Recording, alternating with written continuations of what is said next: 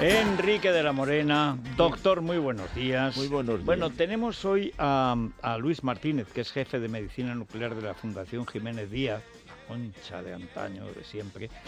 Pero vamos a hablar de algo que es importantísimo, el diagnóstico y cómo las nuevas tecnologías están ayudando a ese diagnóstico, que es lo que ha cambiado, lo dicen muchas veces, a veces...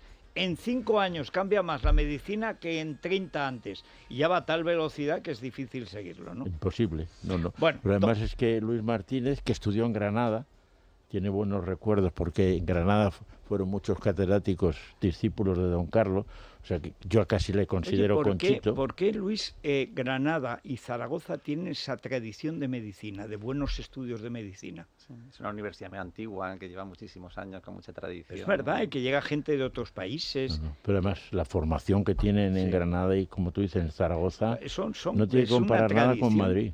No. Ahora los primeros números del MIR eligen Granada, curiosamente, para formarse. Es curioso, ¿verdad? Bueno, eso es buena señal. Eso es señal de que también se mantiene algo, claro.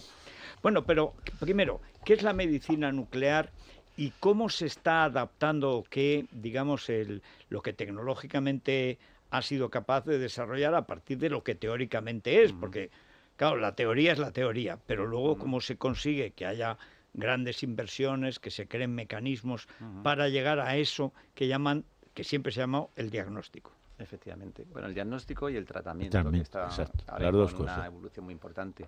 Mira, medicina nuclear tiene muchas definiciones, pero lo básico es que es una rama de la medicina que utiliza unos compuestos que llamamos radiofármacos. Y los radiofármacos, pues es un compuesto que tiene, por una parte, un isótopo radioactivo con unas características físicas determinadas, por decirlo así, de muy buena dosimetría para que el paciente se irradie muy poquito, con unas energías bajas y con unos periodos de semidesintegración muy cortos. Y por otra parte, un fármaco que es el responsable de que cuando lo inyectamos vaya a un tejido diana, a un órgano diana, que puede ser el hueso, que puede ser el riñón, puede ser el cerebro, el corazón, lo que queramos, ¿no? Hay distintos fármacos. Y esos fármacos pues llevan asociado un isótopo que nos permite la detección externa con un equipo que llamamos gamma cámara. A lo largo de los años, prácticamente de los años 40, en España es una especialidad independiente del año 78, aunque está integrado lógicamente en el ámbito del diagnóstico o medicina por imágenes, porque no solamente hacemos diagnóstico, sino que hacemos también terapia, ¿no? Pues estamos haciendo estudios con fármacos cada vez más innovadores desde todos los puntos de vista, o sea, mucho más rápidos, que irradian muchísimo menos, que son más específicos de determinadas lesiones, y con equipos que también pues, son cada vez más sensibles, que tienen más resolución y que nos permiten diagnosticar presencia o ausencia de enfermedad, localizarla y seguirla, ¿no? Que son las tres grandes patas de lo que es el diagnóstico por imagen, creo yo, ¿no? La cuestión, cuando planteas eso, la curación por imagen, etcétera, el paciente, digamos, está sobrepasado. Le han planteado un problema grave de próstata o algún tipo de leucemia, algún tipo de enfermedad realmente grave. Y digamos que se encuentra despistado, no entiende, antes lo hablamos y no está claro cuando te dan la ecografía de un bebé, y te dicen, eso es el pie, eso es lo será. Pero, ¿cómo hacéis para, digamos, calmar y tratar de explicar dentro de lo que cabe a un profano asustado, un profano enfermo, y que tenéis que tratar, cómo le explicáis lo que estáis viendo vosotros, hasta dónde puede ver él? Sí, efectivamente. Bueno, es súper importante. Es verdad que la medicina tecnológica a veces está deshumanizada, pero ahí entra el factor humano. Y cada vez es más fácil hacer las cosas porque cada vez son más automáticas, los equipos ya capturan datos de distintas fuentes y la intervención verdaderamente humana es más limitada, por decirlo así, ¿no? Está todo muy protocolizado. Pues nos da la opción de atender a los pacientes con tranquilidad y con humanidad. Y hay un gran factor humano en todo nuestro trabajo, por parte de todos los profesionales, desde que entra por la puerta por el servicio de admisión. Los pacientes tienen que tener una idea muy clarísima de lo que le vamos a hacer y sobre todo de la inocuidad de lo que le vamos a hacer. Nosotros verdaderamente no hacemos daño. Nuclear, dice, a ver si me vuela la cabeza. El nombre quizás sea un poco feo, pero es una de las grandes cosas. Bueno, lo primero es que no todos son pacientes graves, gracias a Dios, ¿no? Nosotros tenemos un 50-60% de patología maligna, efectivamente, basado principalmente en que nuestra especialidad es una especialidad muy sensible. Es decir, nosotros detectamos alteraciones funcionales que se producen antes de que haya alteraciones de la forma, que son las que se detectan en la ecografía, en la radiografía, o sea, en el antes TAC. de que salga, digamos, el tumor, Exacto, lo veis venir. Exacto. Nosotros somos capaces de ver ganglios infiltrados por tumor que no llevan asociado un aumento de tamaño, que es lo que se diagnostica con el TAC, por ejemplo, con la tomografía axial computarizada. Y también, por ejemplo, estaba pensando en el cáncer de mama, que siempre el bulto, ¿no? Sí. Pero eso lo veis venir antes de que se produzca. Tenemos ganglios, nuestra posición en el proceso diagnóstico. Todos colaboramos en ese sentido.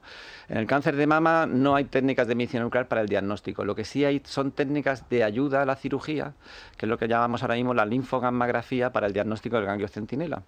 El ganglio centinela es el primer ganglio que recibe linfa del territorio tumoral. Entonces, en cada paciente está en una localización diferente y tenemos que orientar al cirujano para que haga lo que se llama la biopsia selectiva del ganglio centinela. Entonces le decimos dónde está. Es una técnica exclusivamente de localización, ¿no? Le decimos, si hubiera enfermedad fuera de la mama, el primer sitio donde va a verlo es en este ganglio. Entonces, y está aquí, de tal manera que con una pequeña incisión que genera muy poquitos efectos secundarios, muy poquitas secuelas de pérdida de sensibilidad, cicatrices pequeñas, acelera también la cirugía, hay menos linfedema. La biopsia segura. La dirigimos, efectivamente. Hacemos lo que se llama cirugía radiodirigida. ¿Cuánto tiempo hace que habéis desarrollado esto? Porque esto, claro, para un especialista es ya ir sobre seguro, porque es ya adivinar por dónde tiene que empezar a curarse antes de que se declare del todo la enfermedad, ¿no? Pues me ha gustado mucho tu introducción y yo recuerdo una frase de Gregorio Marañón del año 46, que probablemente lo conozca Esteban, ¿no? Enrique, y una de las cosas que me gusta mucho es que dice, la medicina va más deprisa que nosotros. Se dice, seguir como ayer no equivale a detenerse, sino ir hacia atrás, ¿no? Entonces, cuando nos vamos hacia la historia, en los años 40, 50, 60, 70, cuando empezaron la aplicación médica de los isótopos radiactivos para pacientes, pues no somos conscientes de que estamos ahora en la misma época que estábamos en el pasado. O sea, tenemos mucho más futuro que presente y que pasado en nuestra especialidad. Nuestra especialidad muy rápido. Están saliendo nuevas cosas y va a cambiar muchísimo. ¿El PET? ¿Qué se explica? Pues mira, efectivamente tenemos, por decirlo así, dos grandes técnicas, ¿no? El PET significa tomografía de emisión de positrones. Es en inglés, ¿no? Lo decimos las cosas al revés en España. Entonces, positrones es que hay componentes esenciales de la materia orgánica, que son el carbono, el hidrógeno, el oxígeno y el nitrógeno, que son componentes de las moléculas importantes que manejan los órganos en su actividad fisiológica, ¿no? Que tenemos isótopos emisores de positrones. O sea, es factible generar una imagen con lo que se llama la emisión positrónica. El positrón es una partícula elemental que se emite desde el núcleo, por eso lo llamamos medicina nuclear, ¿no? En nucleídos que son inestables porque tienen un exceso de protones. Entonces, un protón se transforma en un neutrón, se emite un positrón y en la corteza electrónica muy rápidamente se encuentra con un electrón. Y el equivalente de masa del positrón y del electrón se aniquilan, se llama reacción de aniquilación de la materia, y con la ecuación de Einstein de igual a mc cuadrado, pues se transforma en dos fotones, o sea, emisiones gamma puras, emisiones fotónicas como la luz, ¿no? El equivalente en masa son 1022 kiloelectronvoltios. Entonces, tenemos dos fotones de 511 keV, kiloelectronvoltios, que se emiten en direcciones antiparalelas, es decir, a 0 y a 180 grados. De tal manera que tiene que ser detectado por un detector en anillo para que se detecte un sitio y el opuesto de donde se ha producido la emisión, y que tenga un detector que sea suficientemente sensible como para parar y transformar en luz esa energía de 511 keV, que es una energía más alta que la de la medicina nuclear convencional. Entonces ha habido un gran desarrollo, fundamentalmente porque ha habido un producto que es el flúor, que es un análogo del hidrógeno, que marca muchas moléculas de interés biológico, como por ejemplo la glucosa, ¿no? Entonces con la glucosa, prácticamente el 90%, 95% de las aplicaciones de PET hoy en día se están haciendo con glucosa.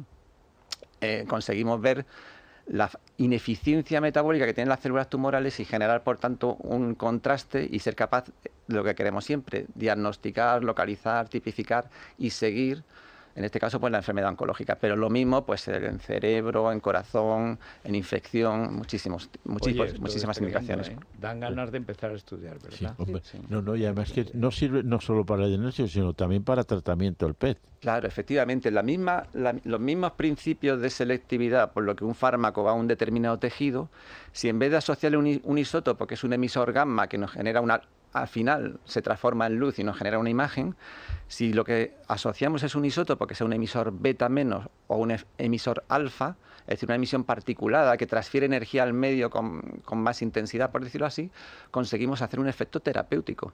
Entonces se está desarrollando muchísimo, hasta el punto que esta semana pasada ha sido el Congreso de la Sociedad Americana y quieren hacer una nueva especialidad en Estados Unidos, que aquí sabes que tenemos oncología médica, oncología radioterápica, y quieren hacer una tercera especialidad que la van a llamar oncología nuclear. Porque parece ser que todo esto que lo llamamos radioterapia metabólica va a tener un brutal desarrollo en los próximos años, probablemente, si Dios quiere también, porque yo creo que va a ser útil para los pacientes. Y ya hay aplicaciones muy prometedoras que se están presentando resultados que mejoran sobre lo que tenemos actualmente. Bueno, pues quedamos para el año que viene o el siguiente que nos cuente cómo ha ido. ¿Se acuerda cuando dijimos que iban a hacer la tal? Pues ya está.